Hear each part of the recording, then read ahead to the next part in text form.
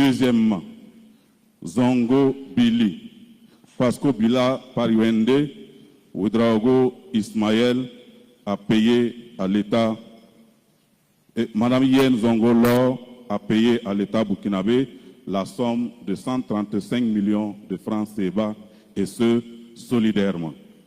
Et condamner l'ensemble des prévenus à votre barre, à savoir M. Yeyake Kami, Bon Congo Lidi, Yamego Kuka Dimash, Sangare Isiaka, Loyen Zongo, Zongo Billy, Pasco Bila, Pairwende et Ouedraogo Ismaël a payé à l'État burkinabé la somme de 50 millions de francs CFA et les condamner aux dépens et enfin les condamner aux frais exposés et non compris dans les dépenses d'un montant de 10 millions de francs CFA. Et pour ce qui concerne justement les condamnations, les différentes condamnations solidaires, nous vous prions de bien vouloir vous référer à votre dossier pour effectivement faire en sorte que les biens qui ont fait l'objet de saisie pénale à travers l'ordonnance numéro 68-2025 du 14 août 2025, l'ordonnance numéro 72-2025 du 20 août 2025, l'ordonnance 69-2025 du 14 août 2025 et l'ordonnance numéro 67-2025, toujours du 14 août 2025, puissent être justement confisqués à hauteur des condamnations civiles qui viendront à être prononcées par votre juridiction. Et j'ai plaidé, je vous remercie.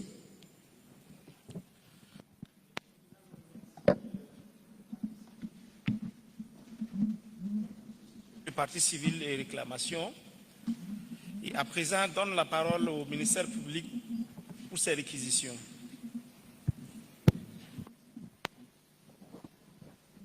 Merci, Monsieur le Président. Monsieur le Président, honorable membre du tribunal, nous voilà enfin arrivés à la phase où, après près de 8 jours d'instruction, et il appartient donc aux différents acteurs, que ce soit donc l'État, représenté donc par l'AGE, que ce soit donc les avocats des personnes poursuivies, que ce soit le ministère public lui-même, où il nous appartient, au regard des débats donc qui ont été menés, de vous éclairer par rapport donc à la décision que vous allez prendre en lien donc avec la responsabilité pénale des personnes qui ont été traduites devant votre juridiction.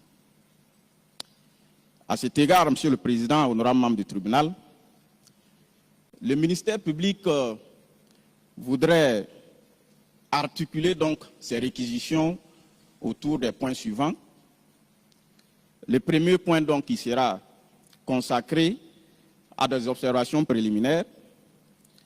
Au deuxième point, Monsieur le Président, honorable membre du tribunal, nous nous efforcerons donc de faire un bref résumé des faits et de la procédure donc, dont a conduit ce dossier.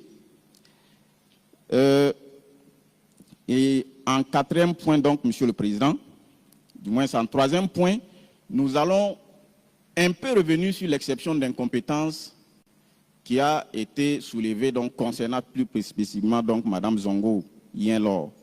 Et enfin, donc, nous allons en tout cas vous donner notre appréciation de la culpabilité des prévenus que nous avons traduits devant votre juridiction. Monsieur le Président, honorable membre du tribunal, le ministère public voudrait donc, au titre des observations préliminaires, premièrement saluer, Monsieur le Président, honorable membre du tribunal, la patience dont votre juridiction a fait preuve dans l'instruction de ce dossier. Et cette patience nous a ramenés dans les confins donc, de la gestion des deniers publics et nous a permis de découvrir certaines pratiques que nous avons pu noter. Nous avons pu noter notamment, Monsieur le Président, honorable membre du tribunal, le recours abusif aux procédures de régularisation. Nous avons également, Monsieur le Président, honorable membre du tribunal, pu noter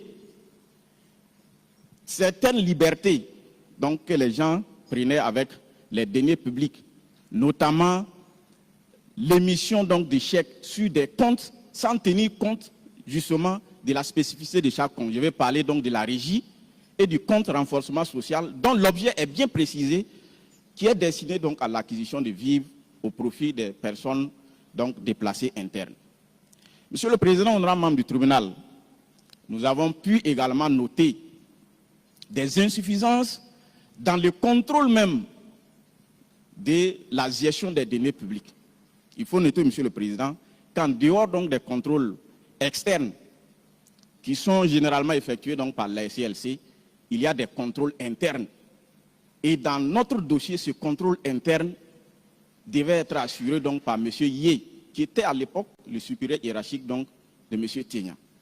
Et ce contrôle interne vise justement à ce niveau même, sans qu'il n'y ait besoin de suspecter quelqu'un ou qu'il y ait une intervention extérieure pour vérifier si les dépenses effectuées donc, sont conformes effectivement aux pièces justificatives, devrait permettre de minimiser donc, les situations dans lesquelles nous nous retrouvons souvent, où il y a les recours souvent abusifs donc, aux procédures de régularisation, qui sont en réalité des procédures qui cachent des intentions de détournement. Lorsque les recours donc, à la régularisation devient la règle, il y a un problème.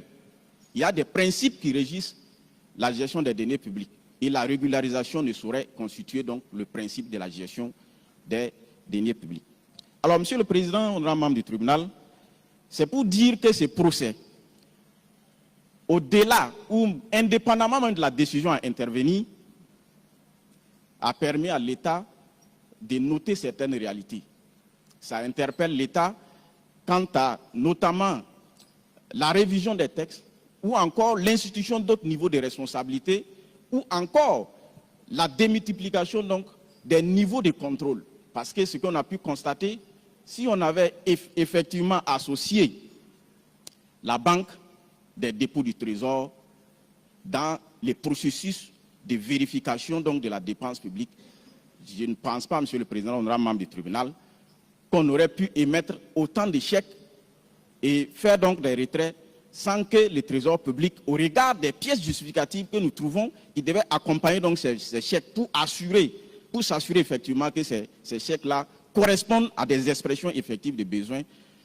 Je ne pense pas, Monsieur le Président, qu'on serait donc dans cette situation. Il pouvait certes avoir des détournements, mais je pense qu'on aurait pu minimiser donc ces détournements-là. Monsieur le Président, le ministère public voudrait également saluer votre détermination dans la recherche de la vérité à travers donc l'instruction de ce dossier. Monsieur le Président, nous l'avons pu noter. Si vous regardez donc au niveau du dossier, il y a un certain nombre de témoins que nous avons cités. Mais nous avons constaté, Monsieur le Président, que votre détermination donc de rechercher la vérité est allée au-delà donc de ces témoins qui avaient été préalablement identifiés dans le cadre de la procédure d'instruction. Vous n'avez pas hésité, Monsieur le Président, honorable membre du tribunal, à citer d'autres témoins pour vous éclairer donc par rapport au dossier dont vous avez été saisi. Vous n'avez même pas hésité à interpeller donc le juge d'instruction lorsque l'un des prévenus a essayé donc de remettre en cause sa signature donc sur un procès verbal. C'est dit, Monsieur le Président, que cette détermination de rechercher la vérité, puisque c'est la vérité qu'on recherche, donc ce que nous devons retenir et noter dans un procès pénal, c'est la vérité qui est recherchée. Et cette vérité, nous avons l'obligation donc d'aller la chercher où qu'elle se trouve, fût-elle donc dans la bouche d'une personne condamnée. C'est pourquoi, Monsieur le Président, honorable membre du tribunal, il convient de noter et de préciser que ce n'est pas parce que vous avez été condamné que vous êtes ipso facto quelqu'un qui ne dira plus la vérité pour le reste de votre vie. Ce n'est pas donc notre point de vue. C'est pourquoi, Monsieur le Président, nous pensons que, bien qu'on soit condamné, on peut témoigner donc dans une affaire et on peut dire la vérité donc dans une affaire. Alors, Monsieur le Président, honorable membre du tribunal, nous tenons enfin à saluer le respect des droits de la défense dont le tribunal a fait preuve à travers, effectivement, le respect du contradictoire. Nous avons pu noter que tout le long de ce procès, vous avez permis à l'ensemble des acteurs de pouvoir contradictoirement discuter non seulement des pièces qui ont été produites, vous avez même permis de produire des pièces au-delà donc des pièces qui étaient déjà dans les dossiers, et vous avez permis aux prévenus également d'interagir entre eux par rapport aux déclarations qui étaient tenues. Donc, Monsieur le Président, voici un peu les observations préliminaires donc, que le ministère public voudrait faire en lien de façon globale avec la conduite de cette audience. Monsieur le Président, s'agissant des faits, qu'est-ce qu'il faut noter, Monsieur le Président, honorable membre du tribunal? Alors, il faut noter que c'est courant octobre 2024 qu'effectivement M. Yeyake Kami a porté plainte contre M. Tignan pour des faits donc, de faux en écriture et détournement des deniers publics. Et l'enquête effectivement a été diligentée par le commissariat de police de l'arrondissement 4 à l'époque, où M. Tignan et 3 autres personnes ont été interpellées. Donc, au niveau du commissariat, ceux-ci, de façon spontanée, ont reconnu leurs responsabilités, d'après les déclarations donc, en enquête de police. Mais ce qu'il convient de noter, Monsieur le Président, c'est que depuis l'enquête de police, M. Tignan avait toujours accusé M. Yeyake Kami d'être effectivement mêlé à ces détournements dont on tentait donc de faire croire qu'il était le principal auteur ou que la responsabilité lui incombait exclusivement. Alors, Monsieur le Président, pour des soucis d'opportunité, parce que depuis l'enquête de police, les copies des chèques dont on parle, qui ont été retrouvées donc, avec M. Ouedraogo Salifou, c'est depuis l'enquête de police. Et au regard effectivement des montants qui étaient en cause, le ministère public a pensé que cela n'a pu être possible si effectivement il y a un gestionnaire dont la responsabilité est de contrôler même celui qui gère le compte à travers les livres journal et à travers les relevés de compte du Trésor public. C'est pourquoi nous avons pensé que M. Yé a probablement dévancé l'Iguane dans l'eau pour se prémunir donc d'éventuelles poursuites, mais par souci d'opportunité, à l'époque, il n'a pas été traduit au même moment donc avec Tignan et autres devant le tribunal suivant la procédure de flagrant délit. Mais Monsieur le Président, honorable membre du tribunal, lorsque vous consultez le dossier, vous allez remarquer qu'il y a un réquisitoire introductif en date de la même période contre M. Yeyake Kami et autres. C'est dit donc, Monsieur le Président, que pendant que M. Tignan était jugé, il y avait une procédure à l'instruction contre M. Yeyake Kami et autres. Et donc, Monsieur le Président, c'est après le jugement de M. Tignan, et pendant donc ce jugement, il a également donné d'autres précisions en citant d'autres personnes qui seraient impliquées donc dans ces malversations. Et la procédure d'instruction s'est suivie contre une quinzaine de personnes. Et à la fin donc, de son travail, le juge d'instruction a effectivement renvoyé certains donc, des infractions pour lesquelles ils avaient été mis en examen. Et les 8 ont été renvoyés devant votre juridiction pour diverses infractions, notamment détournement de deniers publics, complicité, enrichissement illicite et blanchiment de capitaux. Voilà un peu, Monsieur le Président, ce qu'on peut retenir donc, comme fait de cette procédure. Et je pense que les 8 jours de débat vous ont permis de comprendre, de cerner tous ces faits-là. Bien, il était quand même nécessaire qu'on puisse revenir sur la chronologie donc, de la procédure. Alors, Monsieur le Président, ce qu'il faut noter également, il y a des incidents qui sont intervenus au cours de la procédure. Je ne parle pas d'incidents, mais d'exceptions. Alors, lorsque le juge d'instruction a rendu son ordonnance de renvoi, il y a eu un appel contre cette ordonnance de renvoi.